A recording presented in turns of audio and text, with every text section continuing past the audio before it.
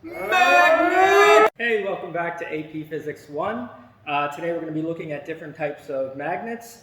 The first one I have is a bar magnet, and I think it's an iron. I'm pretty sure it's an iron bar magnet here.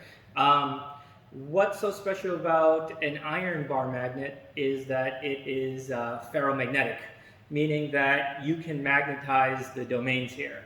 What does all that mean?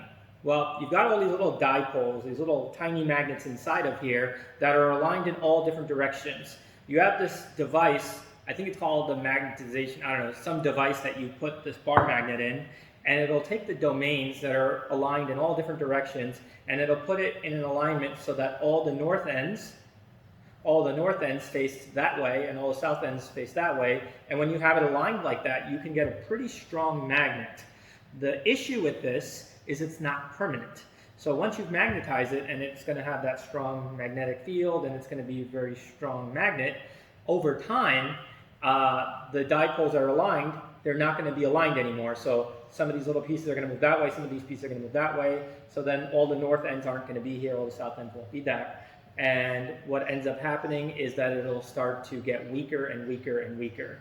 So what you could do once that happens is just put it into the device again and remagnetize it, and all the north poles will face that way again. So this is a iron bar magnet. Next, we have neodymium magnets. These little boys right here, they're much stronger than your typical ferromagnet. They're called a permanent magnet. And that's because they consist of materials that have already been magnetized, and you put them together and you don't need to magnetize them again. They stay magnetized for very, very long periods of time before they start to degrade. They consist of neodymium, hence the name, iron, and boron. And they come in all different sizes. They can be skinny like this, or this. It even gives you a little warning right there. Shouldn't put it so close to my phone. Not intended for children 12 years and under. That's good to know. So here you've got these little sticker puppies right there, and they're kind of hard to separate. Ooh! But there you go. So these are neodymium magnets. Much stronger than your typical iron magnet. And they're used for practical things like the hard drive of your computer. They're inside of there. They're also used in fridge appliances and all these other things. So there you go.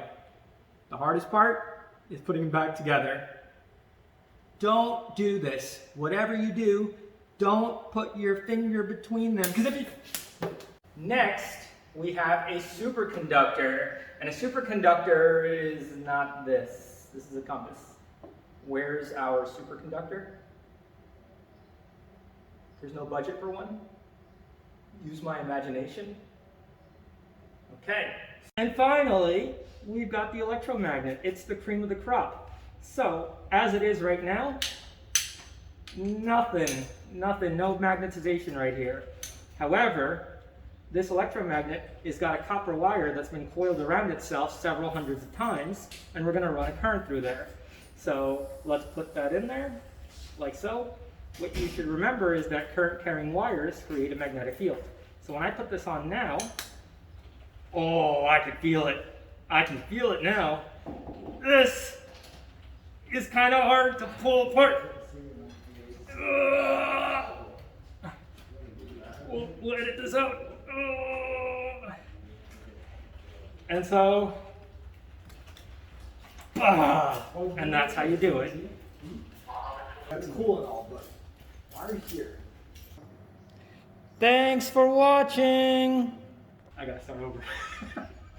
And don't you know how to physics?